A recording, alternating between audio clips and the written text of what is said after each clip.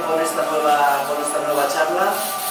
Desde Gastaño Visiri hacemos una propuesta al mes, pues para alguien que de alguna manera nos traiga algún tipo de interés para conversar aquí en el barrio. Hoy tenemos la suerte de contar con una vecina que bueno, pues que también hace sus trabajos fuera de aquí y nos trae esta vez por tercera vez una propuesta interesante, unos trabajos que han estado llevando adelante en Guetaria. Nuestra vecina es Ana Lindo, que viene acompañada por Javier Maicule, que es un respaldo importante, casi necesario. Nos hablarán de esta arqueología subacuática en la bahía de Guetaria, la nave de Tupichiqui, y les dejamos que nos cuente. Tenemos el libro luego ahí a la venta por si alguien desea, 15 euros tiene el valor y podéis acceder a él. Adelante, compañeros. Mila esker, etortxagatik. Bueno, ni naiz oso unkigarria hemen egotea beti, Gaztainon, da nire auzoa, claro. Orduan, bueno, oso pozik nago, Javier ere, baina, bueno, hitz egingo duzue erderaz, kostatzen zait gutxiago, eta Javirentzat gainera errezago. Bueno, orduan, a ver.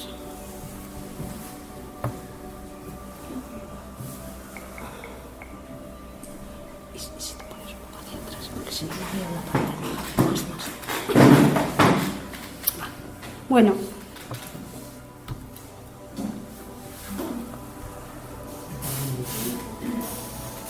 Bueno, aquí vamos a hablar, es casi mi vida, aparte del tiempo, bueno, es muchos años de mi vida que realmente yo pasé, aparte de en Gastaño, pues los pasé en Guetaria también. No todos, porque yo vivía aquí, pero sí pasaba largas temporadas o días, semanas, incluso quincenas, que iba y venía, claro, evidentemente, ¿no? Con mi Lada, entonces tenía el Lada y me iba a Guetaria, volvía, porque estábamos desde la Sociedad de Ciencias Aranzadi haciendo ahí unos trabajos arqueológicos muy importantes. Entonces, bueno, estas dos fotos os las pongo para que veáis, aunque todos lo conocéis, la importancia que tiene estratégica de Guetaria. Este es la isla de San Antón, el famoso ratón de Guetaria, y este es el pueblo, que también está un poco elevado, en una colina los dos, ¿no? Tienen una cierta altura. Y aquí se forma lo que es la bahía de Guetaria. Entonces, los temporales, los del noroeste, porque vamos a hablar de hundimientos, de naufragios, todos vienen por aquí, por esta zona, ¿no? Entonces, es muy importante esta bahía porque está abrigada por San Antón y por el pueblo. Entonces, el que navegaba por esta zona, por la costa, por el Golfo de Vizcaya, cuando tenía un problema, tanto si venía desde Vizcaya, desde Bilbao, por ejemplo, como si venía desde Bayona o desde Iparralde, cuando estaba en esta zona y había temporal, él decía, yo me tengo que proteger, y se metía aquí, se metía en la bahía. Por eso también en la bahía hay bastantes restos de muchos sucesos de los que hablaremos.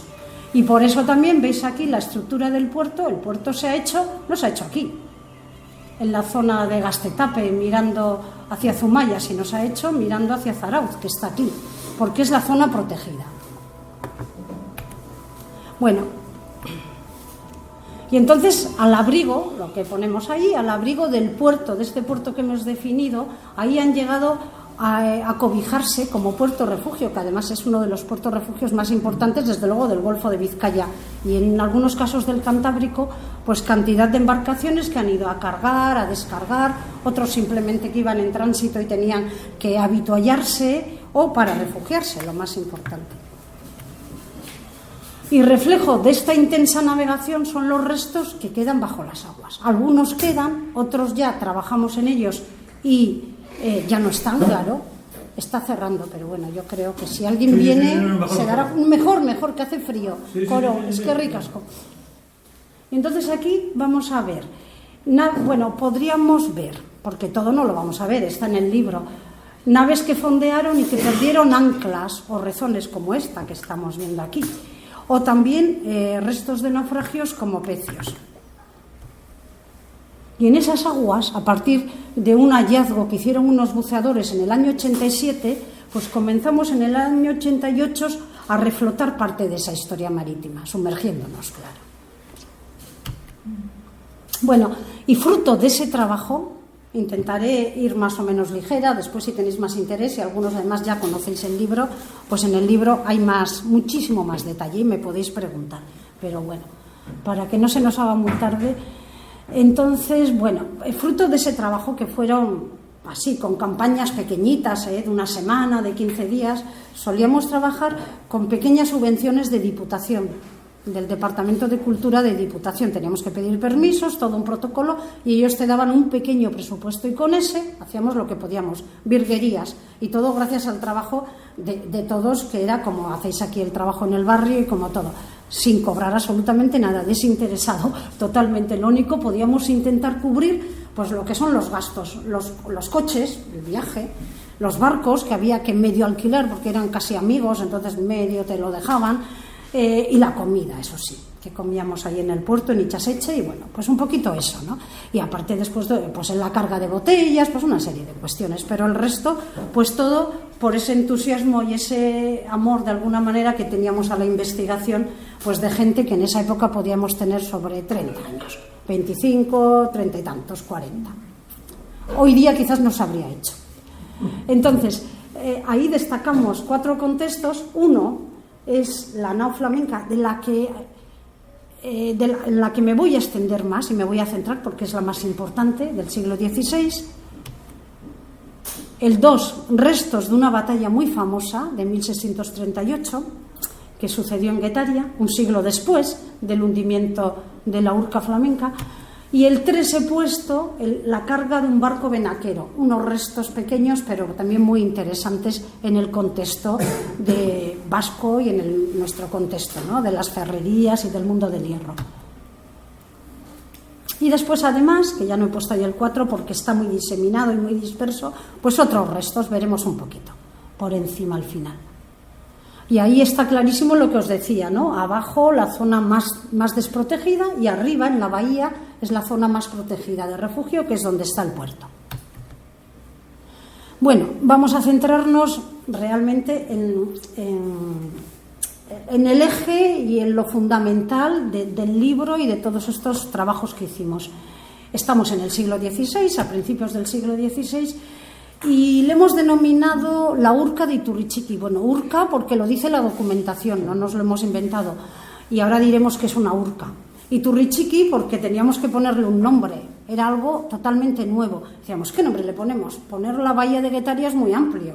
Entonces, justo enfrente, a ver si volvemos un momento aquí, justo enfrente más o menos de donde esta zona aquí desemboca una erreca, un regatito que se llama Iturrichiqui. Entonces, como estábamos trabajando enfrente, dijimos, está bien ese nombre para localizar un poco la zona.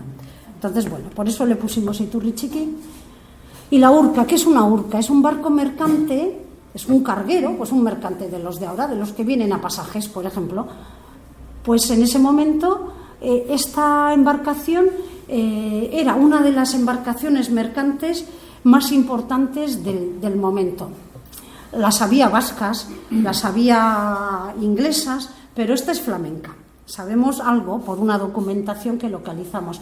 Podía tener entre 20 y 30 metros de eslora, es decir, no muy grande, pero para la época era un barco importante, potente. Y una manga entre 7 y 10 metros, ya sabéis lo que es la anchura del barco, y el puntal, pues 4 o 6 metros. Esta embarcación se caracterizaba por tener, ahí hay unas imágenes, sobre todo la central, se caracterizaba por tener lo que es la parte, los bajos, lo que es la obra viva. Parece sorprendente, pero lo que está debajo del agua se llama obra viva en un barco. Pues eso era bastante robusto y bastante plano. ¿Por qué? Porque era una embarcación de carga. Era interesante que cargara mucho material. No importaba que fuera más lenta, de hecho eran más lentos. Pero, sin embargo, lo importante era que tuviera mucha capacidad de carga, para su finalidad era esa, aunque fuera pues más lenta, incluso eran más difíciles de maniobrar. también es quizás otra de las causas por las que se hundió también en Guetaria, después hablaremos. Y ahí a la derecha tenéis, me parece una imagen preciosa, hay un libro portugués, porque después sabremos que en toda esta historia quizás lo más importante, hay muchos estados implicados del momento, pero el Reino de Portugal es uno de ellos. Y entonces hay unas imágenes de embarcaciones portuguesas como esta, que además nos ayuda un poco a hacernos a la idea de lo que podía ser la embarcación navegando y cómo podía quedar semi-hundida.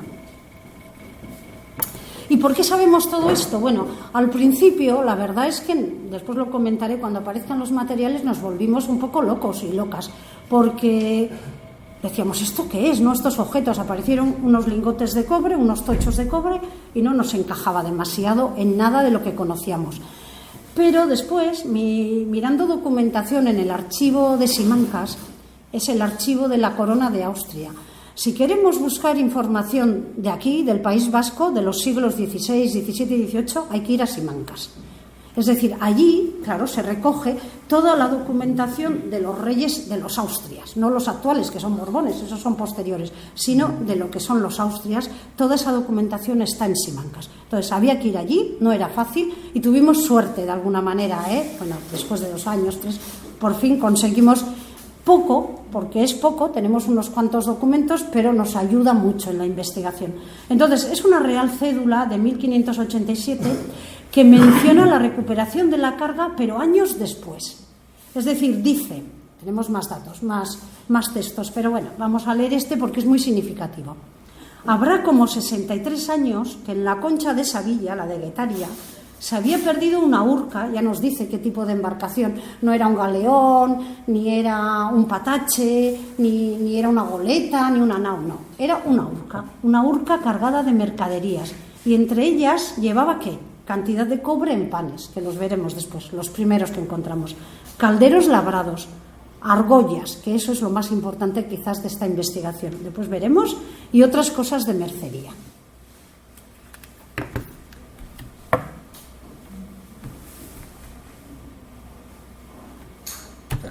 Uy, se ha quedado. A ver, el técnico. Ah, ya está. No pasa nada. Bueno, ya está. Bueno, este hallazgo es realmente un testimonio importantísimo del comercio internacional en los albores de la Edad Moderna, a principios del siglo XVI, lo que se llama la primera era de la globalización. Ahora todo el mundo está hablando. Pues la globalización, nuestra época, ¿vale? Ahora estamos en una época global. Pero es que en el siglo XVI realmente se vivía otro momento global, al nivel de lo que nos va a hablar esta embarcación. Es decir, aquí van a estar implicados, bueno, pues realmente el comercio entre Europa, África, la India y de alguna manera América. Es decir, es totalmente impresionante. Y lo que sucedía en ese momento, y la urca nos va a hablar de ello, es el momento en que está el Cano dando la vuelta por ahí. Es decir, el Cano estaba por otro mundo y resulta que en su pueblo estaba ocurriendo lo que sabemos. Y por eso ahora que se va a hacer un museo allí sobre el Cano, pues bueno, yo le he dicho al alcalde Aritz, y bueno, Aritz está de acuerdo, conoce todo este tema, evidentemente, dice, sí, algo hay que mencionar, es que es imposible que no se haga algo en Guetaria de esa época y que no se mencione estos restos, ¿no? Bueno, y este es una de las mejores reproducciones que hay de esta embarcación. Esto está en un dintel de Gante. Gante es un pueblo precioso, como Brujas, en Bélgica, si habéis andado, y en el muelle de los granos y hierbas, que era un muelle comercial que nos va a relacionar con todo lo que os voy a contar, pues allí está este dintel, que es magnífico. Bueno, y la embarcación, vamos a ver algunos objetos, no todos. Lo demás está en el libro, pero llevaba una de las joyas, para mí la joya de la excavación, llevaba este compás.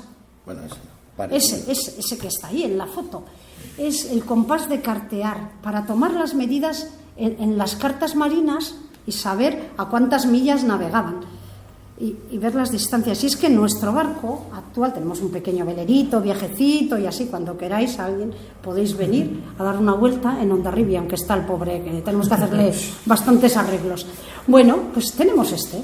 Si comparáis, es que es muy parecido, os lo podemos pasar para que veáis la similitud. Es un elemento que funcionaba en el 16 y que se sigue utilizando hoy día, y se utiliza para lo mismo.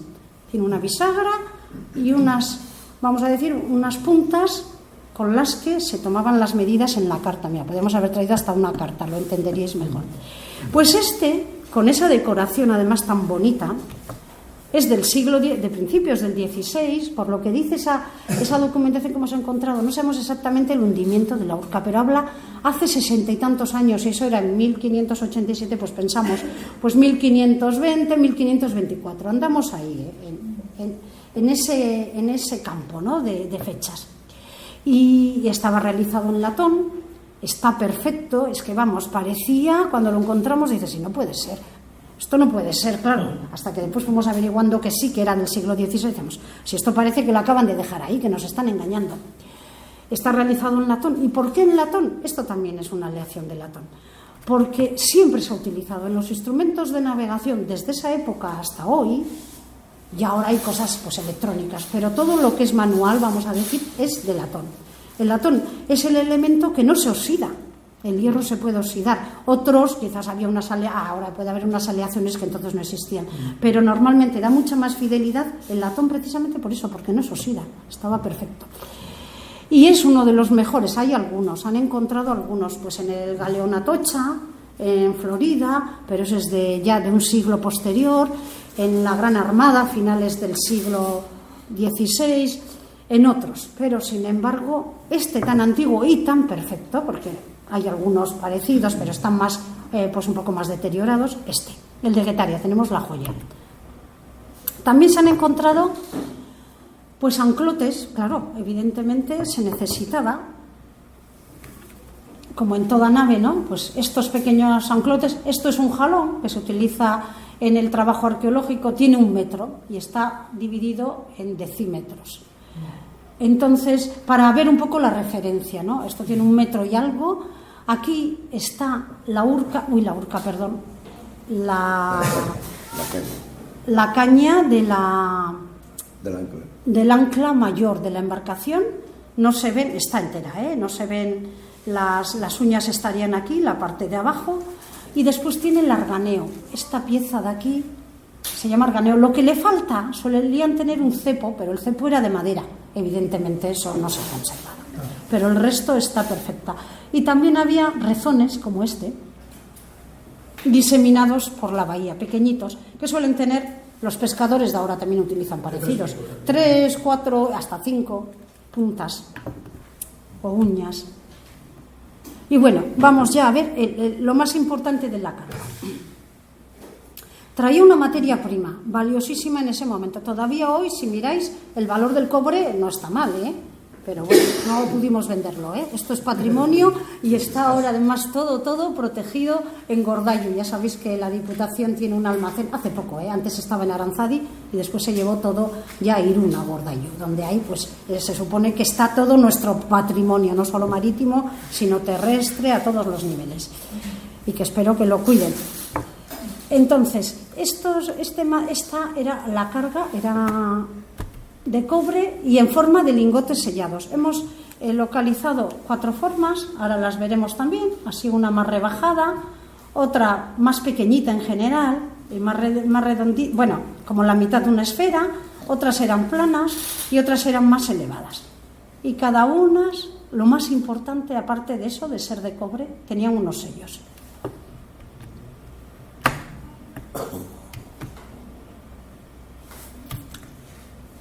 Y esto nos habla de una historia fabulosa. Gracias a estos lingotes, vamos a quedarnos aquí un momento. Aquí.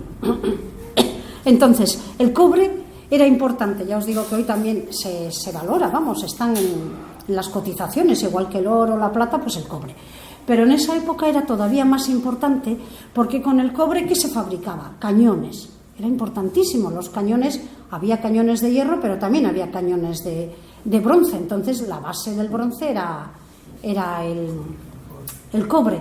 Había calderos de latón, había manillas que veremos de latón, todo eso, la base estaba ahí en el cobre. Y estos sellos que también me volvieron loca a mí y al resto, que eran casi todos hombres locos. ¿Qué era esto? Lo teníamos ahí, lo teníamos aquí estampado, en estos lingotes, y al final al menos conseguimos saber estas dos, porque estas todavía no sabemos. Es decir, que si alguien ve estas formas en un escrito, en un texto, en internet, todavía pues me avisáis, porque sospechamos de quién puede ser, pero seguro no sabemos. Sin embargo, estos eran de estos señores. Estaba en su escudo y son tridentes con una especie de anillo al lado. ¿Y quiénes son estos? Los Fugger, los Fúcares. Eran la familia más, como ahora, ¿quién podríamos decir de importantes? Pues antes los Botín, no sé, estos a nivel mundial que tenían dinero por todos los lados, que se movían en la banca, que eran comerciantes, que tenían la minería del cobre era propiedad, bueno, era monopolio, vamos a decir, de estos, de los Fugger, en Centro Europa, sobre todo.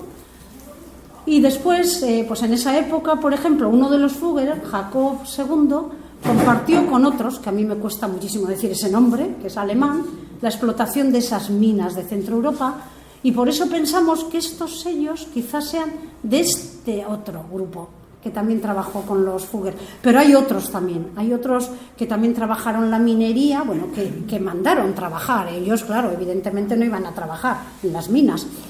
Y bueno, además ahora, dentro de nada, se va a publicar, tenemos una relación con un alemán, un joven alemán que yo le conozco ya desde hace varios años por internet, que ha hecho análisis de estas piezas. Ahora recientemente le estamos dando como un relanzamiento, porque sabemos bastante, pero él va a buscar, y ya está muy cerca, y dentro de nada se publicará su artículo en inglés, pero bueno, lo traduciremos, del origen de esta minería. Y justo va a intentar localizar el sitio de donde procedían, de esas zonas mineras centroeuropeas, no solo alemanas. Bueno, ahí veis los lingotes cómo aparecían y cómo estaban. Bueno, esto es después de haber hecho la limpieza con la chupona, pero ya veis que por la fricción un poco de la arena es que parecían de oro, no es más que cobre, pero bueno, era espectacular, vamos. También encontramos en las bodegas calderos. Esos calderos iban con una especie de fibra vegetal aquí unidos en grupos de 3.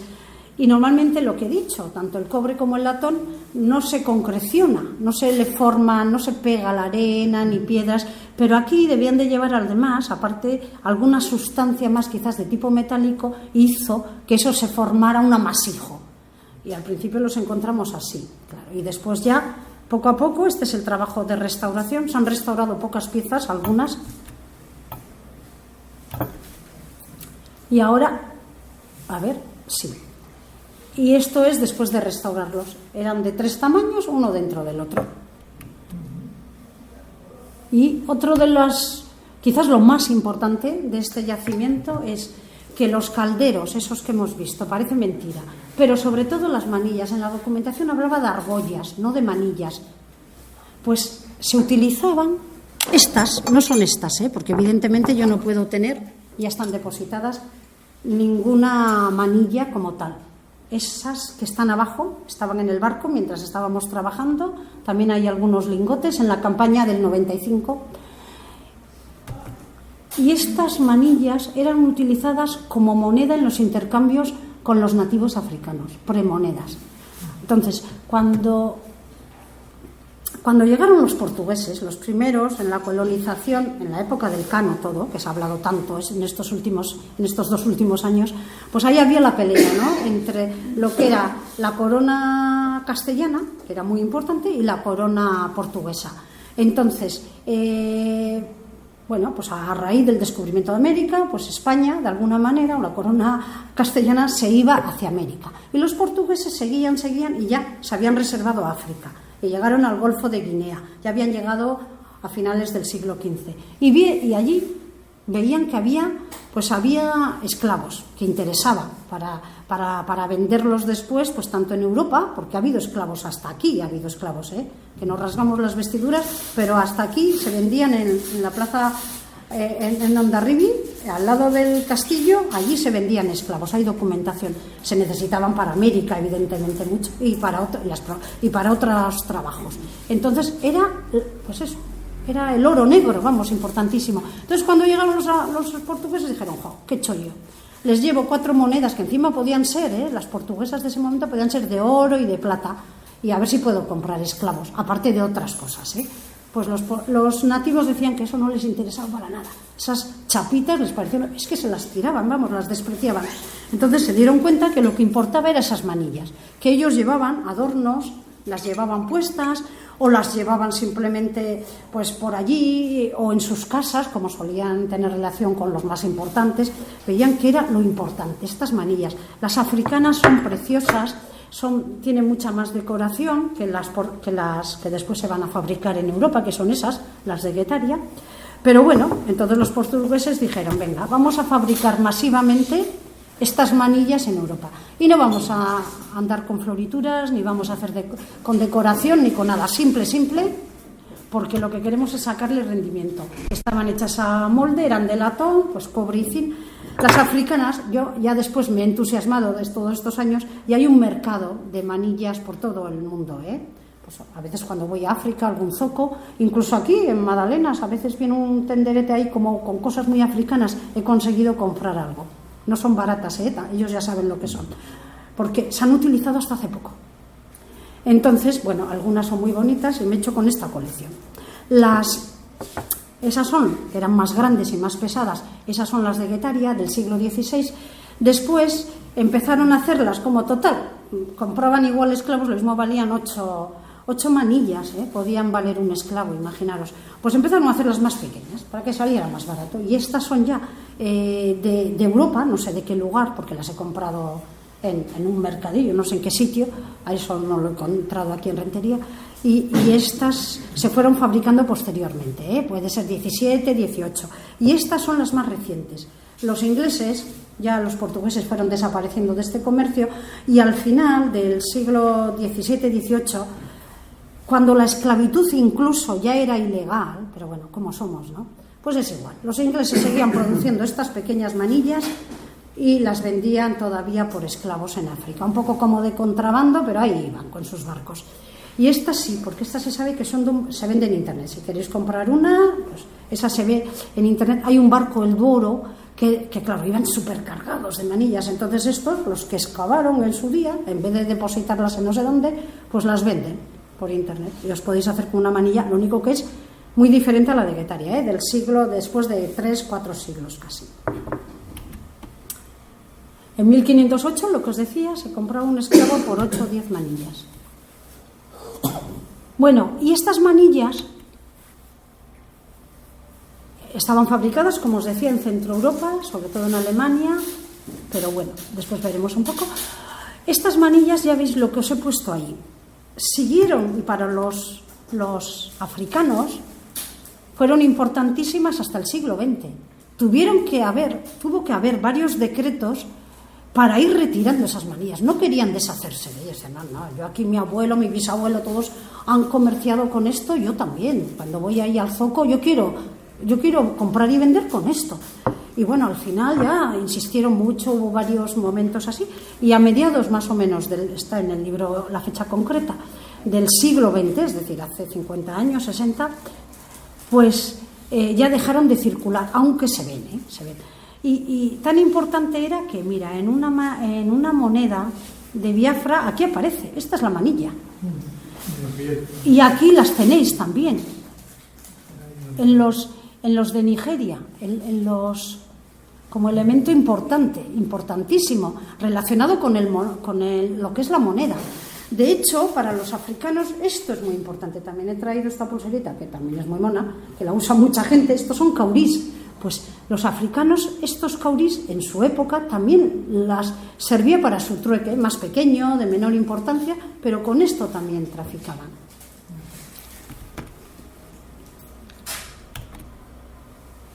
Bueno, venían en unos, pero solo hemos encontrado este trocito de barrilete, ojalá hubiéramos encontrado más entero. Y en el reinado de Manuel I, el portugués, que es más o menos la época, estamos Manuel I, Carlos I, el emperador y rey de España, pues se llegaron a transportar 1.250 toneladas de manillas y cuencos para el comercio africano. Era bestial aquel. Es tan importante como pensar hoy, pues casi en el petróleo, en yo qué sé qué, ¿no? y eran embaladas ahí en esos barrilitos. Y bueno, también llevaba la Urca, pues estos, mira, algún alfiler pequeña quizás sí que podía haber. Bueno, pues estos alfileres, que se han encontrado miles, que era un rollo porque se te clavaban, te destrozaban, te pinchaban, bueno, una película. Y también objetos de mercería, como dedales, sí. Piezas de armaduras, que ya no he traído para no extender, se ve alguna cosa, y ajuar de cocina también.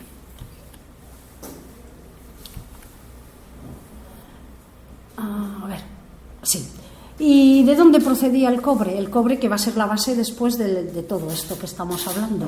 Pues os he traído esta imagen que es muy bonita de España Dolina, en Neusol, en Eslovaquia. Entonces formaba parte del reino de Hungría. No existía como tal Eslovaquia como... Bueno, ellos sí sabían, ¿no? Había zonas que era Eslovaquia, pero formaban parte del gran reino de Hungría. Y ahora es Eslovaquia. Entonces, de esa zona es casi seguro que procede este cobre de Guetaria, es lo que está trabajando este chico. Se llama Tobías, el nombre al menos es fácil, porque el apellido me cuesta muchísimo decirlo. Pero podría ser también pues, de Turingia, de Sajonia, del Tirol, de Polonia, aparte de Hungría. Creemos que es de Hungría, pero... Y bueno, esto como curiosidad, pues también ha parecido importante para definir también el contexto, pues una moneda portuguesa. Es un ceitil, un nombre de una moneda de Portugal, es pequeñita, ahí está muy hermosa, pero vamos, es una cosita así, y tiene un castillo en la parte izquierda y lo otro es un escudo, como los escudos portugueses, como los hemos visto los que somos un poco mayores, que hemos estado en Portugal y había escudos todavía. Y ahí está la definición. Bueno, y otros objetos, muchos más, pero bueno, así como detalle, ese pequeño pastillero que es una pequeña joyita, hebillas de cinturón. Y ya, para terminar este apartado, pues un poco vamos a ver qué periplo hacía esta embarcación. En principio era fletada, es decir, estaba, vamos a decir, preparada, pertrechada en los muelles de Amberes por los portugueses. Los portugueses eran el que tenía el monopolio de este comercio. Y las mercancías venían con los Fugger, venían ahí a Amberes y ellos compraban esas mercancías, las cargaban, solían venir pues 2 o 3 por lo menos embarcaciones, hasta 5 juntas, y después podían incluso recalar en Nantes, en Burdeos, en Bilbao, en La Coruña, y de ahí llegaban a Lisboa. En Lisboa, en la casa de Mina, ahí se habituallaban, ajustaban el flete, podían estar un mes y volvían a salir en flotilla de 10 naos, porque era más peligroso ya hacer todo el recorrido por África. Y llegaban a San Jorge de Mina, que esto está en el Golfo de Guinea y es una fortaleza portuguesa, todavía existe. Yo no he ido en esa foto, la de abajo, pero bueno, que me gustaría verla. Y allí es donde hacían las transacciones, tanto con las manillas y los calderos. El cobre ya podían haberlo vendido en Bilbao, lo podían haber vendido en Nantes, o en Lisboa, o en Portugal, incluso en Galicia, pero si quedaba cobre también podía ir a la zona de la India a comprar especias. Y bueno, solo un segundo aquí, y ya no me quiero extender mucho. ¿Por qué? Eso lo podemos un poco comentar entre todos después. ¿Por qué se hundió en Guetaria? Pues en principio, cuando iba, según qué periplos, lo que hacía era casi una diagonal por el Golfo de Vizcaya. Sí, por todo lo que es el Cantábrico casi. Entonces, desde Brest o desde Bretaña iba hacia Galicia y no pasaba por aquí. Pero a veces, y hay comercio, de manillas no, pero de cobre sí en Bilbao. Hay un comercio importante en esa época y además de flamencos. Entonces, pues bueno, puede ser que esta embarcación quisiese llegar a Bilbao, porque ahí iba a descargar, no manillas, porque eso era top secret y solo iba para África, pero sí cobre. Y entonces bajó un poco. Le cogió un temporal y al final quiso refugiarse y acabó en Guetaria por eso. Y eso no es tan sorprendente porque después os puede, si quiere, comentar Javi, pero ha habido barcos y por ahí Julián y más gente que queriendo acercarse con temporal, pero contemporáneos, a Bilbao han acabado en las landas incluso, ¿no? Entonces no es tan sorprendente. Bueno, y ahora, esto lo voy a hacer un poco más rápido, pasamos a otro contexto. Ya hemos terminado, para mí, lo más importante, con el siglo XVI, lo más desconocido también, y ahora nos vamos a un siglo posterior, al XVII, y esto sí era conocido, y esto hay bastante, pues si miráis, Batalla de Guetaria de 1638, pues podéis ver bastante información.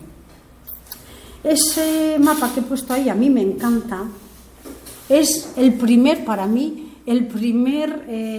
¿cómo se diría? La primera imagen aérea de Guetaria, y es de 1634. Es decir, hicieron unos dibujos, Teixeira, un portugués que trabajó para el rey castellano, hizo unos dibujos por toda la costa, una joya, ¿eh? Todos los puertos están así de definidos, pasajes también, ¿eh? Y entonces, bueno, pues es la primera imagen aérea de Guetaria, de alguna manera, ¿no? Entonces estamos 100 años después, en la Guerra de los 30 años. Era un conflicto, que no me voy a extender mucho porque de esto se puede hablar largo y tendido, pero bueno, para no extendernos, entre los franceses, sobre todo la armada francesa de Henri de Sourdis, el arzobispo, el famoso arzobispo de Burdeos, con la armada de Galicia pertrechada por Lope de Oces. ¿Por qué? Porque estaba asediado Hondarribia. Hondarribia estamos en 1638 y en septiembre se levanta el cerco, pero en esta época, en agosto todavía de ese año, de 1638, Hondarribia estaba cercada por los franceses. Es el famoso sitio de Hondarribia.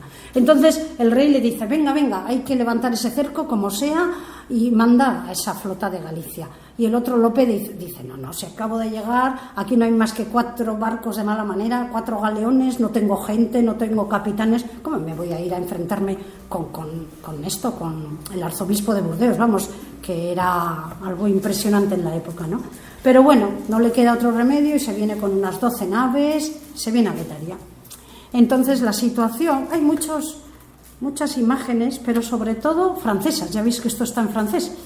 ¿Por qué? Porque es una victoria francesa y claro, a ellos les interesa mucho darse de la época y posterior, darse de alguna manera, hacerse esa propaganda, ¿no? Y sin embargo aquí lo que quisieron es callar el tema, que no se comentara nada, porque fue, bueno, un desastre total, ¿no? Para la parte española.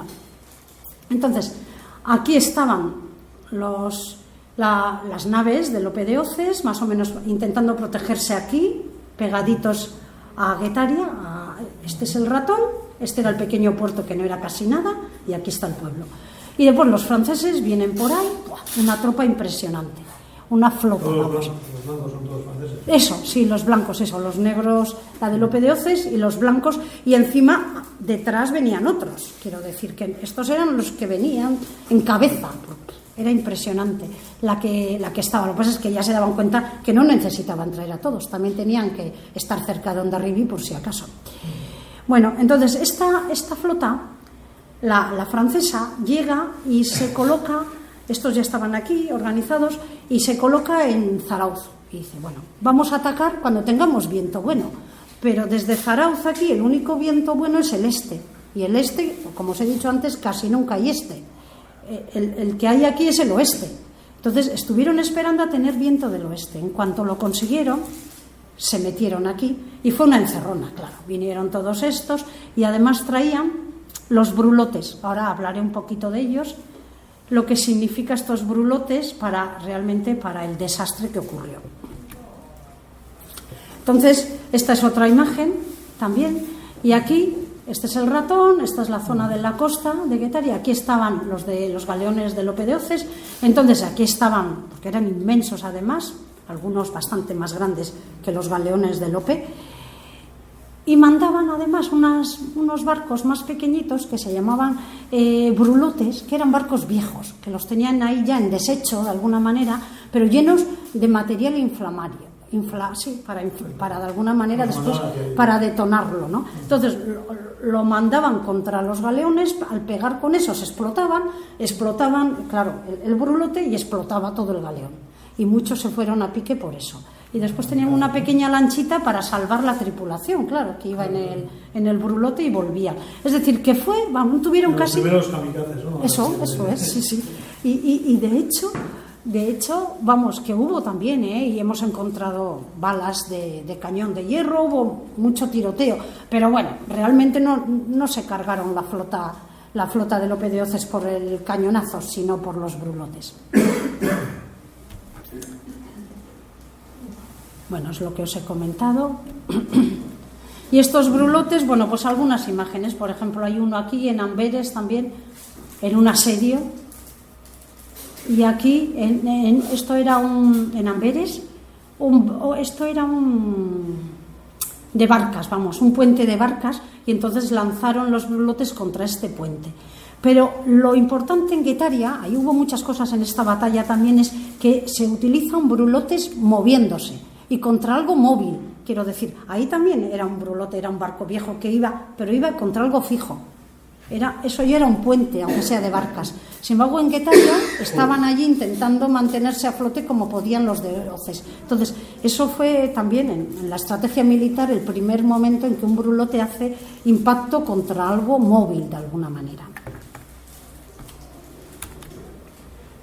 Y bueno, fue un desastre total. Y encima, ahí el almirante Lope de Hoces, haciéndose, pues eso, el español grandioso, dijo, bueno, es que lo poco que queda lo quemamos también, nos vamos todos a pique, para que los franceses también, es verdad, no cojan nada de la parte de los galeones españoles. Entonces, lo poco que quedaba, todo se quemó y se fue al agua. Solo se salvó uno que de alguna manera desoyó, ¿no?, las órdenes, el galeón Santiago, que consiguió como pudo pues llegar a pasajes, y después encima ya levantaron el cerco de Fuenterrabía, bueno, pues ya está, ¿no? Pero bueno, fue un desastre. ¿Todos se hundieron ahí entonces? Ahí, sí, todos ahí en Guetaria, todos. Y además no solo los que habían venido, sino en el puerto había también algunos pequeños mercantes, había algunas urcas de transporte, otras.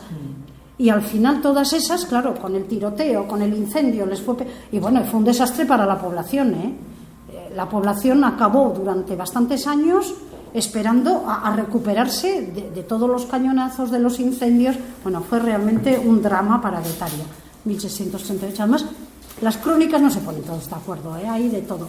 Pero bueno, hablan de al menos 3.000 hombres muertos, y muchos además importantísimos. Es decir, los de Hoces, claro, porque los otros no perdieron ni un hombre. Nada. Ningún barco. No, barcos no, los brulotes, pero barcos no.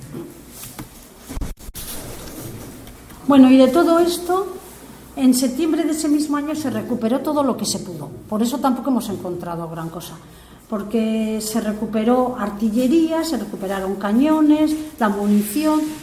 Había buzos en aquella época, parece mentira, pero había buzos oficiales. Entonces les mandan que vayan a Guetaria en septiembre y recuperan cantidad de material. Lo demás se había quemado, como era madera, pues puede quedar algún ancla de este tipo, que las hay en Guetaria. O sea, ya lo habían sacado ya de... Lo demás, todo lo que pudieron, lo recuperaron en esa misma época. Y los restos, incluso después, lo que hacían era, si estaban bien, los arreglabas, los cañones. Si estaban destrozados, partidos, los volvían a fundir y ya está. Aprovechaban todo. Y bueno, hemos encontrado pequeñas cosas, balas sí, y después un pequeño fragmento, es testimonial, y este es un fragmento de esos cañones de los que volaron, muy lejos de esa zona. Y este es un cañón de la Tocha, de esa época también, esto es el que se hunde en la Florida, y este trocito, es un trocito de aquí arriba, vamos, sin más, una cosa simbólica casi. Después, en el siglo XVIII, y esto todavía más rápido, encontramos también los restos de una carga mercante de hierro. Aquí hablamos ya de un comercio muy local. Era una embarcación pequeña, una especie de patache, de zabra, pues yo qué sé, de 10 metros, de 8 metros, podía ir a remos simplemente o con unas pequeñas velas. Esa soy yo,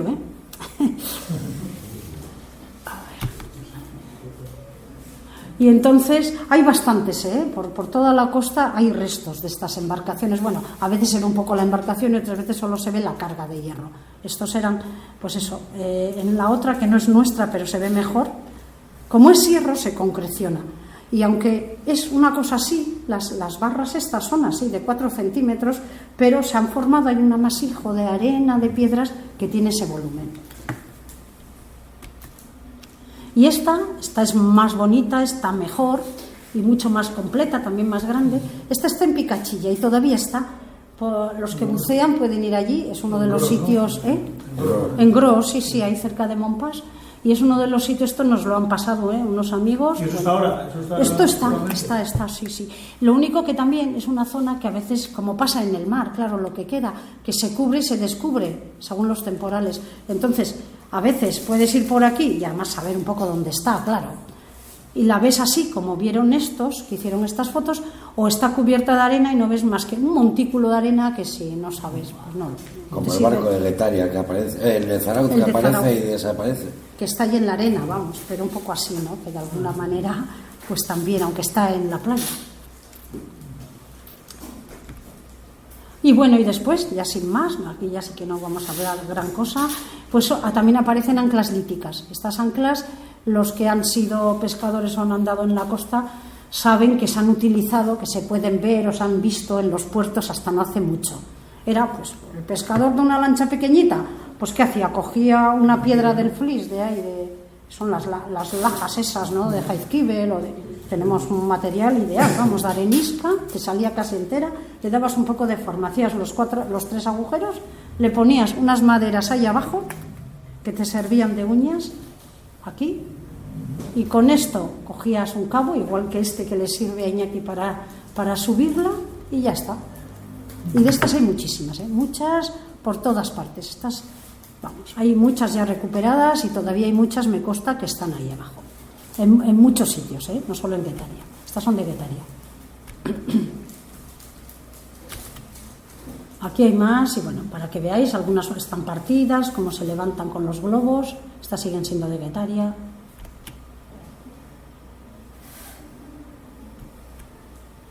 Y ahora cedo la palabra a Javi. Ahora vamos a hablar un poco de los métodos que utilizamos en aquellos años. Bueno, el primer barco que tuvimos fue el Albatros 2. Era un barco de madera de unos 12 metros de eslora y era una antigua lancha de salvamento francesa que Tomás Hernán Lorena, que era el buzo profesional de Fuenterrabía, pues la compró. Se construyó en los años 60, ya tenía unos cuantos años, y le tuvimos que adaptar un compresor y con un arguillé para poder respirar bajo el agua durante más tiempo, así no teníamos que utilizar tanto las botellas. El compresor nos suministraba el aire ya desde la superficie y podíamos estar más tiempo abajo. Y luego también se le adaptó una chupona que es como un aspirador, que bajábamos al fondo y íbamos por la arena hasta que salían las piedras. Íbamos limpiando el fondo. Ya le pasas. La chupona esa nos daba bastantes problemas, sobre todo a la hora de había que cebarla.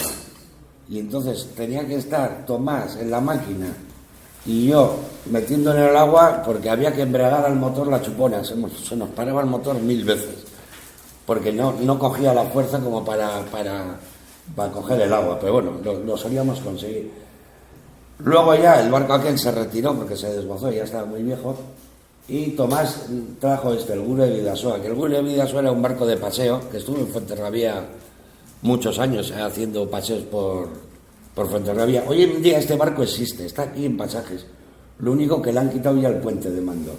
Y ahora le han puesto otro nombre. Me parece que es Gure Miquel ahora, y está en color verde. Y bueno, este barco era mejor, era más cómodo, lo único que claro, era de plástico. Y esto, bueno, ahí en Guetaria, los días que había mar de fondo, era terrible este barco estar allí. Pero teníamos la cubierta mucho más amplia.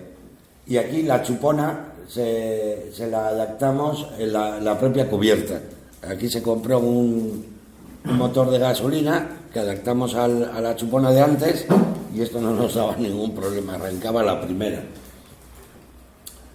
Y luego también, para no tener que mover el barco todos los días, porque a veces había que ir al puerto a por cosas, a llevar o a traer, utilizamos esta Taylor 50 que nos dejaron. Ese era aquí de Muri, sí. Uno de Andarriño. Andábamos siempre ahí, pues en precario. Precario con los medios que podíamos. Y luego más tarde, en las últimas campañas ya utilizamos era un pesquero, era Nuestra Señora del Manzano, tenía 17 metros de eslora. Bueno, era mucho más amplio, pero para trabajar era un poco más complicado, porque tenía mucho calado y... Demasiado grande para la Con los zona. otros dos barcos nos podíamos acercar más a la costa, pero con este ya no nos podíamos acercar tanto a la costa. Luego este barco también se desguazó en Hendaya hace, no muchos años. Una pena, era un barco muy, muy chulo. Y luego ya la última, ¿no? Esta fuera Sí. ya la última, este era un pesquerito, estos que le llaman, ¿cómo es? Vaporcitos, de Guetaria, el Virgen de Guadalupe. Aquí ya no había ni chupona, ni había nada. Y bueno, aquí teníamos algunos, siempre íbamos en parejas, y en este caso utilizábamos scooter submarino o bueno, le llaman torpedos también, con lo cual nos podíamos desplazar a sitios más lejos. Y aquí se ve bien el scooter submarino, y también utilizábamos detectores de metales. Así no teníamos, ya que no teníamos chupona, por lo menos ya íbamos buscando donde había metales para ir rebuscando en el fondo. Y luego se me ha olvidado que en el año 92, que es cuando teníamos el Gure Bidasoa, pude conseguir, yo me compré, Sí. que lo llevé a las excavaciones. Se sacó el primer GPS portátil que existía, igualitos que los de ahora. Lo sacó Magallán en el año 92, creo que se fabricó hasta el 95. Esto valía un pastor en aquella época, pero bueno, yo me lo pude comprar y le dije a Ana, oye, yo tengo un GPS, si queréis ahora ya, porque antes andabais con... Bueno, para no entretenernos, pero el trabajo allí de campo y para hacer... Teníamos que conseguir, hacer unas en vertical, poner unas verticales y desde tierra con el teodolito tomar las referencias. Era complicadísimo y claro, después con esto... Yo cuando le dije, tengo un GPS... Claro, teníamos que coger todo a mano, con teodolito desde tierra, con... Esto cuando sacaron en su día, ya te decía que tenía 25 metros de error. Pero ya era mejor que andar como habíamos andado. el otro. Este es el que se utilizó en aquella época. Ya no funciona porque los satélites desaparecieron. Es una reliquia, sí. Y bueno, aquí es como se cuadriculaban las zonas, que a veces lo cuadriculabas y al día siguiente volvías, había habido una mar de fondo y las cuadrículas estaban por todos los lados, pero menos donde tenían que estar. Las etiquetas, todo. Todo, había que volver a empezar de nuevo. Era durísimo. Lo único ahí. Y aquí se ve el arguillé. Aquí hay dos personas trabajando, una persona trabajando con botellas y dos personas trabajando con el arguillé. O sea, se suministraba el aire desde el barco. Y entonces esas dos personas podían estar ahí mucho más tiempo. Más cómodas, además. El que yo llevaba una botella que me solía durar, de 12 litros, que me solía durar 1 hora. Pero ellos podían estar más tiempo bajo el agua. Entonces yo tenía que volver a subir, otra botella, volver a bajar y luego volver. Aquí también se le ve que este también lleva arguillé. Bueno, aquí se ven las manillas, ¿cómo se ve? ¿Esto qué era? Sí, son manillas. Sí, Sí, no, un metro, sí. Claro. Y aquí se tomaban también en cuadernos anotaciones debajo del agua, que parece una cosa increíble, pero en estos cuadernos bajo el agua se puede escribir. Este es uno de ellos, de los que utilizamos. De hecho, aquí hay cosas escritas de aquella época. Un cuaderno normal. Bueno, es de plástico. Es como de un plástico y tú puedes escribir que no se va. Era una maravilla esto, mira. Por ejemplo, un escrito ahí, y es de entonces, lo hemos guardado como un pequeño tesoro. Y bueno, inventamos varias cosas, pero al final, eso fue antes, después vimos que empezaban a vender estas y muchísimo mejor. Cada uno llevaba una libretita en el chaleco, eso fue ya avanzando el tiempo. Una pregunta, ¿a qué profundidad estaríais? A poca, afortunadamente menos de 10 metros. Sí, solíamos trabajar según las mareas entre 6 y 8 metros, por ahí, sí. De ahí con el barco grande el problema que teníamos, porque además había muchos bajos allí, muchas rocas, y ya con los barcos pequeños se veían a veces en marea baja asomar, entonces el barco grande no lo podíamos meter tan a la costa. Los otros sí. Que es muy problemático trabajar a esas profundidades, sobre todo con mar de fondo, porque enseguida se revuelve todo el agua, te mueves para todos los lados, andas como una pelota, para aquí y para Era allí. impresionante. Yo a veces te habías lastrado, ¿no? Te con tenías los que meter plomos, piedras también. pero llegaba un momento que había tal movimiento, se empezaba a mover más, y yo me llenaba los chalecos, en los bolsillos, todo de piedra, o me agarraba incluso una piedra, y digo, es que no puedo. ¿Y en qué época del año ibais? Pues nunca en verano. Me daría imaginar cómo está en pleno verano, era imposible por todo, ni nos darían de comer ni de nada. Pero aparte porque el agua también está Bueno, más sucia. también. Es más, siempre es más limpio. Ahora, el otoño... A partir de septiembre. Eso es. Y diciembre, por ejemplo, un mes estupendo. Nosotros solemos trabajar septiembre algo, pero octubre, noviembre y diciembre. Y hubo unos diciembre... Bueno, ya habéis visto qué diciembre ha hecho ahora. Magníficos igual. Pero de buena temperatura, de visibilidad, parece mentira, ¿no? Y sin embargo, muchísimo mejor. Y el agua no muy fría. Ahora todavía, hasta hace poco, ha estado bastante bien. Ya a partir de ahora, incluso primavera, es mucho más fría. Es decir, que casi los mejores meses esos los de En otoño. noviembre estábamos bañándonos todos los Sí, días. sí. Y luego en los barcos también teníamos una criba. Claro, nosotros metíamos la chupona, pero había que ver que por la chupona podía coger algo y No, tío, cogía la arena, todo. cogía de todo. Además tenía una fuerza la chupona que como tienes en la mano te lleva el guante. Y podían salir cosas, y lo que más salía eran las alfileres, que salían a Claro, millones. que era una desesperación porque... Pero a millones. Entonces, bueno, aquí increíblemente este soy yo, cuando tenía pelo. Claro, tenía 20 años ahí. Y yo, una de las veces, pues estaba ahí vigilando todo lo que salía. Y todo esto lo fuimos inventando de alguna manera. Esas cribas, pues sí, le sí. mandábamos al herrero a ver qué nos puedes hacer. Después en el otro barco adaptábamos otra y andábamos así. Continuamente, cada campaña, pues de alguna manera... Yo me acuerdo que las alfileres, este era el Albatros 2, que tenía toda la cubierta de madera, pues por ahí se metían alfileres entre las tablas, pues, madre mía, que era aquello. Y luego, para subir las piezas grandes, utilizamos globos, que hay de diferentes kilos. Los que utilizábamos aquí eran de 50 kilos cada uno. Le metíamos aire con la botella y poco a poco iba subiendo la pieza. Si necesitábamos otro globo, le metíamos otro globo, según lo que nos iba pidiendo la pieza. Aquí normalmente con un globo de 50 kilos subíamos todo. Y luego en la superficie había que sacarlo al barco. Aquí está Tomás. Y al barco le adaptamos otro invento, se le puso una tabla encima del puente y con un tractor íbamos subiendo estas piezas hasta que un día el tejado del puente empezó a desclavarse. Claro, el peso, ¿no? El Claro. del peso empezó y le dije a Tomás, oye, es que se está desclavando el techo. Y tuvimos que amarrar pues un cabo de lado a lado para que el techo no se desprendiese del... Porque era el barco viejo, este era el Albatros 2. Y luego en tierra también tuvimos que adaptar una furgoneta, esta no me acuerdo de quién era, aquel que filmaba del Videoscope. Unos de Vitoria, sí. Le tuvimos que adaptar, ellos tenían un tractor ahí y se inventó esa grúa para subirlo del barco a tierra. Porque cualquiera subía esas piezas, pesan una barbaridad esas piezas. ¿Cómo se llamaban aquí? Eso es una recámara. Las recámaras esas. De bombarda. Que ahora vamos a las ver una. imágenes, pero bueno, se ve un poco.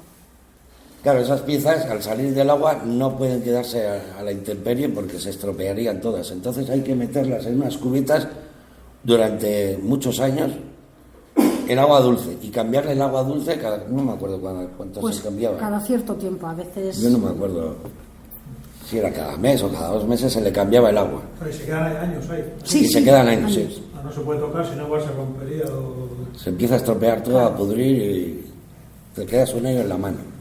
Entonces, durante años se queda ahí a que le... Bueno, de Es hecho, el agua dulce para que vayan echando todas las sales que han ido adquiriendo durante siglos ahí abajo, ¿no? de hecho, en Aranzadi todavía hay cajas pequeñas Con agua. Con sí. agua. el que no las saques es lo bueno, quiero decir, tú las puedes tener, pues igual que han estado debajo del agua, pues igual, pero en agua dulce, claro, en tierra. Y luego ya una vez que se sacaban, pues ya comenzaba el proceso de restauración. Y esto es una de las bombardas esas. Se le quitaba todas las construcciones y bueno, aquí Ana haciendo los dibujos. Yo limpiando aquí y ella dibujando la bombarda. Todavía nos queda una por restaurar, me parece. Sí, una por limpiar y después tampoco, todo este material ya está en Gordailu, pero para un poco lo que no se ha hecho está como lo dejamos. Quiero decir que nosotros pensábamos, ahora para el libro, yo he vuelto después de bastantes años, porque ya hacía años que no trabajaba en esto, claro, que no hacíamos nada de esto, y volví pues para hacer fotografías, fui con un fotógrafo para fotografías para el libro. Y me llevé una desagradable sorpresa porque todo el material estaba como lo habíamos dejado o quizás peor, porque lo habían sacado ya del agua, evidentemente, porque había pasado mucho tiempo, pero no se había restaurado. Y entonces, pues está, ahora es que no he quitado imágenes para no extendernos, ¿no? Pero se están abriendo. El arma esa que dicen que es histórica es la que se está abriendo. Esa sobre todo, sí, esa sí es, hay una foto ahí en el libro. Pero bueno, que piensas, bueno, ya que está allí y que lo habéis sacado del agua, pues poco a poco, sé que cuesta mucho, que siempre hay, los presupuestos son pocos y quizás hay prioridades por un cuadro, un no sé qué. Pero es que hay algunas de las piezas de Guetaria que no he traído por aligerar, sobre todo el armamento, que son únicas también de esa época, que no hay en el mundo, de principios del 16, unas pequeñas bombardetas que se llaman. Y bueno, ahí está. Es un poco... ¿Hierro fundido? Sí, hierro forjado. En esa época fundido aún no había. Eran cañones de hierro forjado. Esas piezas que son móviles de una cámara de bombarda, esas son hierro forjado. Y bueno, pues con esto hay el trabajo sin más. Y de alguna manera, pues todo eso y muchísimo más está en el libro. Ha sido el trabajo pues de muchísimos años. El trabajo que hicimos anteriormente, ¿no? Con toda esta gente que estuvimos allí, pues casi pues ¿Y eso por la emoción. ¿No está recogido hasta ahora? Lo tenéis vosotros, pero no se había publicado. No se había publicado. Yo había hecho algunos artículos, sí, pequeños artículos en congresos, en algunas revistas, pues de 10 páginas, pero lo que es el balance total de todo el mundo de Guetaria ha sido ahora, después de que esto ya estaba, vamos a decir, pues terminamos de trabajar pues en el 2000, digamos, por decir algo, ¿no? Entonces, claro. Y había que volver a recordar todo. Claro. Y yo tenía que volver, tengo cantidad de carpetas. ¿Pero por algo en concreto antes no había interés antes y ahora sí? Pues esto forma parte, este libro forma parte de una colección, Bilduma le llaman, bueno, que es colección también en euskera, ¿no? Pero bueno, que edita Aranzadi. Y entonces está dedicada a cada uno a un yacimiento. Se han hecho, por ejemplo, de Peñalver, que estuvo aquí, pues él también tiene una, hace poco además le editaron una, pues no sé si es de un castro, de Inchur o de algo, creo que es de Inchur. Quiere decir que cada yacimiento es un poco como una recopilación de monográficos de yacimientos, algunos ya bastante antiguos. Y entonces me pidieron que hiciera este. Y yo al principio, eso fue como hace 2 años o así, yo dije, es que ya estoy en la época contemporánea porque estamos haciendo libros de naufragios actuales y tal, y ahora sumergirme de verdad en el siglo XVI, XVII es que me parecía terrible, ¿no? Y recordar todo aquello, porque ahora es bonito porque está aquí puesto, pero era doloroso, difícil, o recordar todo eso, aunque nos lo pasábamos también bien, pero también lo pasábamos tela marinera.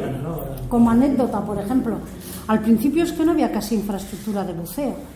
Teníamos que cargar las botellas en el cuartel de la Guardia Civil, porque es que no había otros sitios donde cargarlas y tenías que dejar todo en Guetaria, cogías nuestros coches, claro, cada uno con su coche, yo con el Lada, el otro con no sé qué, traerlas ahí al cuartel, y entrabas y decías, Dios mío, a ver si salgo, ¿no? Porque la verdad es que se portaban bien, eran los GEAS o cómo se llaman esos, no sé cómo grupos especiales, sí. Ellos estaban a la entrada, a la derecha, los estoy viendo ahí mismo, no eran gente joven también como nosotros, eran correctos, nos las cargaban, además más o menos rápido, Las metíamos y nos veníamos, vamos, más rápido imposible, ¿no? Pero pues lo pasabas mal, porque era un momento en que había gente que entraba y no salía en el cuartel, pero, ¿no? Entonces, pero ¿por qué terminamos allí? Porque originalmente se cargaban las botellas en un taller que había en Guetaria, y cuando bajabas decías, yo no sé si estoy respirando. era un compresor de un taller mecánico, ¿eh? Parecía que tenía la boca metida en un tubo de escape de un coche. Pues claro, el compresor estaba metido dentro del taller. El compresor coge aire de la calle y me lo está metiendo en la botella. Parecía que estaba respirando el aire de un coche.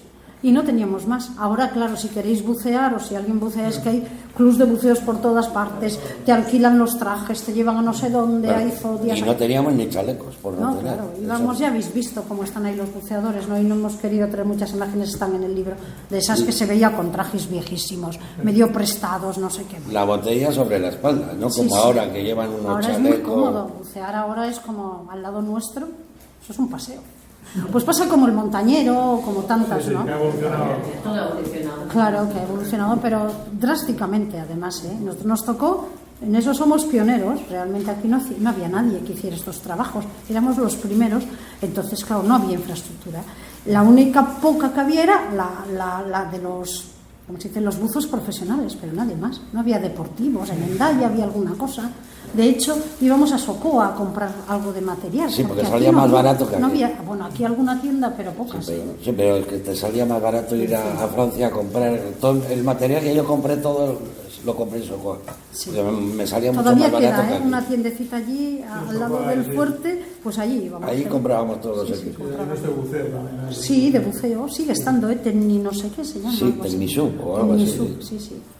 Y después ya pusieron Alitán en Zarauz, que nos ayudó muchísimo, y después Casub en Guetaria. Pero eso ya fue más o menos los últimos años. Pero el principio, que es cuando más necesitábamos, es cuando realmente te lo tenías que inventar todo. Y las jornadas eran maratonianas, de 10 de la mañana a 5 de la tarde. Bueno, 10 de la mañana allí en el barco. En Antes el barco, teníamos ya. que haber ido desde casa. Sin claro. comer y sin nada. Eso lo criticaban mucho, no me lo decían, pero después, ya cuando hemos tenido más confianza, bueno, después de los años, dilo tú. Sí. Yo con el patrón también se quejaba él solo llevaba una bota de vino, pues.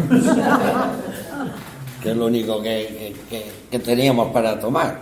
Es que en esos momentos había, claro, estábamos a gusto, pero claro, por otra parte yo tenía mucha responsabilidad y teníamos mucha tensión, porque había que aprovechar, si había buena mar y el tema iba, pues es que no podíamos decir, no, ahora paramos, nos vamos a comer, ni siquiera el bocadillo, nada, hay que seguir, y claro, ya cuando dejabas es porque realmente estábamos todos exhaustos, entonces nos íbamos a las 4, las 5 y hasta las 6 a comer en el Itxaseche, que sigue estando, un restaurante que está allí mismo en el puerto, y gracias a que ellos nos hacían siempre un menú más económico y nos lo daban a cualquier hora, ¿no?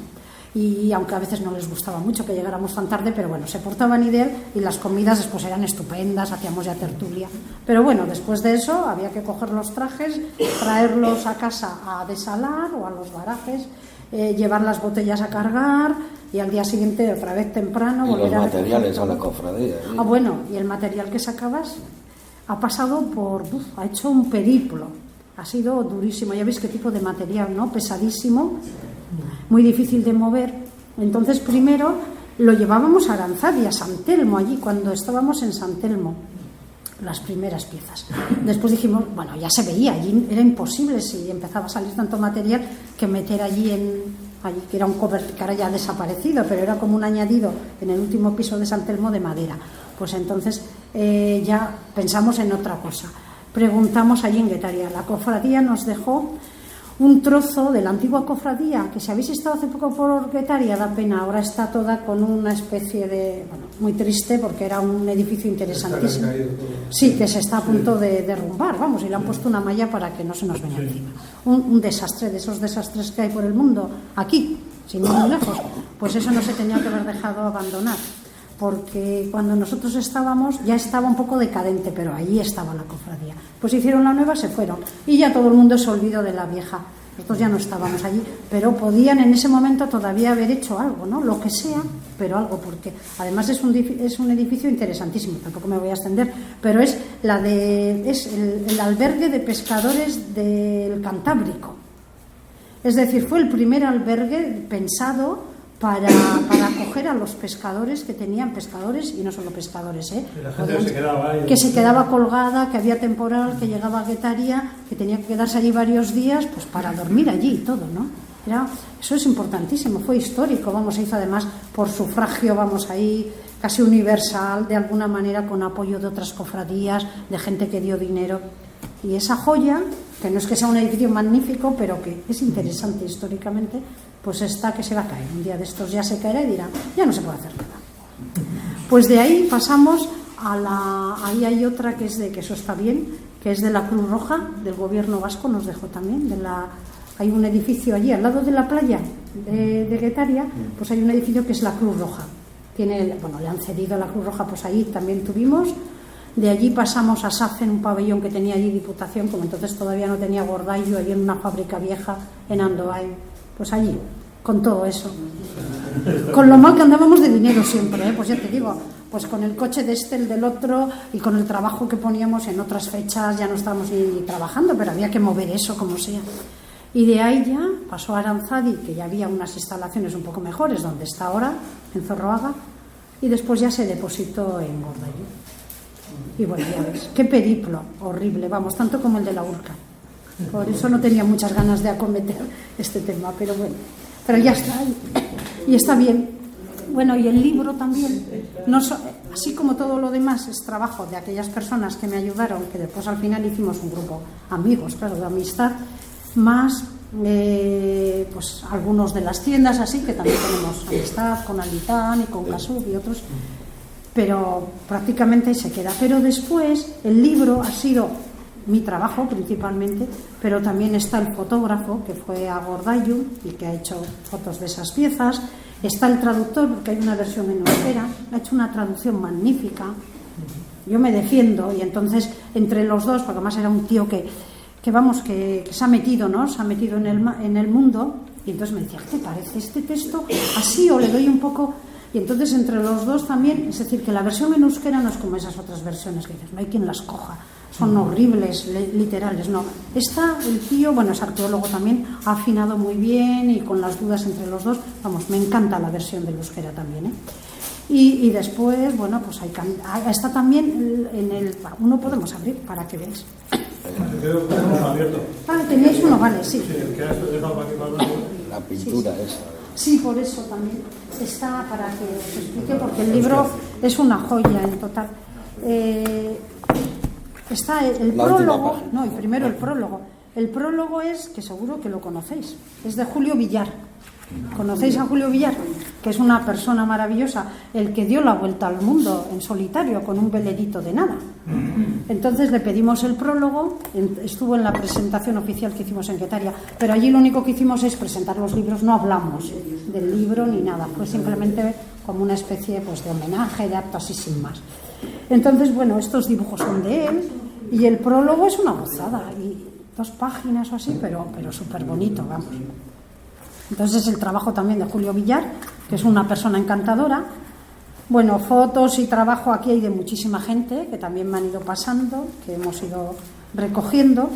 Y después al final, bueno, y fotos de Luis, por ejemplo, ya para ambientar, fotos de un amigo también buceador, de Luis Olarte. Y esas fotos son del Jaizkibel, que parece que es el Caribe, pero eso está hecha en el Jaizkibel. Esto tan maravilloso es de aquí al lado, y de no hace mucho, ¿eh? Es decir, no hay que ir al Mar Rojo. 2021. Se puede bucear aquí y ver cosas tan maravillosas como estas. Y después, le puedo decir chiflado porque no creo que le importe, ¿eh? Pero es un personaje, un vizcaíno, no sé si es de Mundaka, pero vive en Mundaka, Robert Garay, que es un dibujante que, bueno, el lucubra, si le veis por internet, hace unas cosas increíbles. Y ha hecho esto. Entonces ha intentado recrear a su manera, claro, no es totalmente fiel, sino es un poco con su fantasía, pero es una preciosidad, claro. Entonces es un poco cómo se acerca a la Urca, porque al principio solo había hecho el naufragio, digo, pero queda un poco, le falta algo. Y entonces yo le sugerí, entonces añade ahí una urca que se está acercando con temporal, después está el naufragio de la embarcación y después un poco, con mi asesoramiento y un poco lo que a él se le ocurría, la licencia del artista, pues los materiales en el agua, ¿no? Y Guetaria al fondo. Pues bueno, pues esto es una joya, lo hizo Esprofeso. Vamos, yo tengo una reproducción que me regalaron en Guetaria grande, que como no tenía sitio lo tiene Robert en su casa, se lo llevaron y digo, vale. Vamos, que mira, algún día lo mismo lo puedo ceder si hay sitio aquí en el barrio, porque es una, bueno, es como, yo qué sé, 3 veces esto o así, ¿no? Dice, ya no sé ni dónde meterlo. Se lo llevaron a Hernani, pero vamos, es una joya, ¿no? Esa réplica. Entonces ya veis que el trabajo del libro es, bueno, la gente de Aranzadi, los editores, los que han estado ahí currando, bueno, pues ha habido un trabajo de muchísima gente, ¿no? Es decir, primero nuestro trabajo y después el trabajo de elaborar el libro. Pues eso, y la documentación y todo. Pues millas, ¿qué? Podéis preguntar, podéis pasar, mira, ya que hemos traído los objetos, porque sobre todo las manillas, el compás. Yo quiero ver el compás este. Sí, pero las manillas son muy bonitas también, si queréis. Ese es de ahora, nuestro, vamos, sí.